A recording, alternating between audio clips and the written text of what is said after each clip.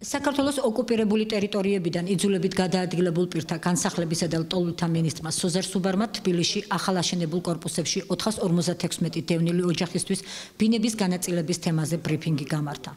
მინისტრის განცხადებით დევნილთა საკითხების შემსწავლელმა გაფართოებულმა კომისიამ თბილისში ბინების განაწილების პროცესი დაასრულა.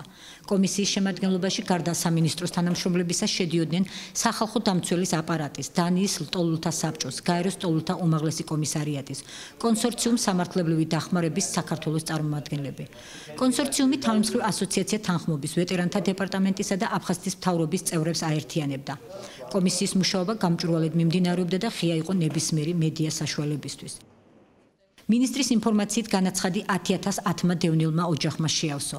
მნიშვნელოვანია, რომ დევნილთა გრძელვადიანი განსახლების პროცესი 3 მიმართულებით მიმდინარეობს.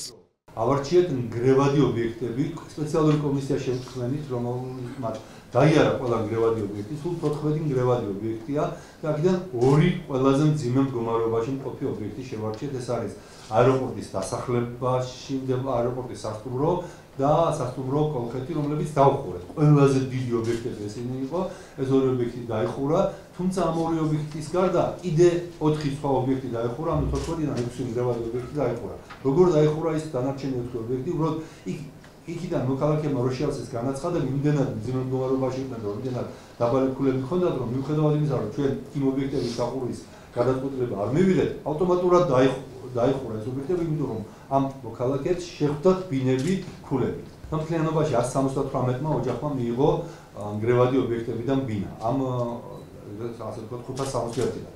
მეორე ეს იყო ადმინისტრაციული დაპირებებიან სასამართლოს გადაწყვეტილებები და ამითი ბინა მიიღო 53-მა ოჯახმა და 340-მა ოჯახმა მიიღო აი ქულათა სისტემით კრიტერიუმები, გრძელვადიანი განსახლების შესახებ კრიტერიუმები, რომელიც თქვენ კარგად ვიცით.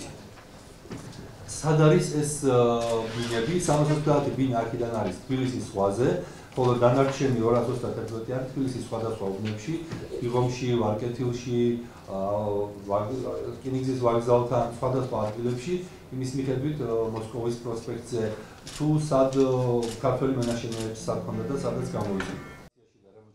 ამ დროისთვის გამოქვეყნდა 456 დევნილი ოჯახის სია, რომლებიც მიიღებენ 1, 2 და 3 ოთახიან ბინებს და მათი მონაცემები უკვე დაიდო სამინისტროს ვებგვერდზე. 4 ოთახიან ბინებზე კი გამოცხადებულია დამატებითი კონკურსი. ამიტომ 105 დევნილი ოჯახის სია მოგვიანებით გახდება ცნობილი. ბინების განაწილების პროცესი კვლავაც გაგრძელდება და 2016 წელს თბილისში კიდევ 600-მდე დევნილი ოჯახი მიიღებს ბინას.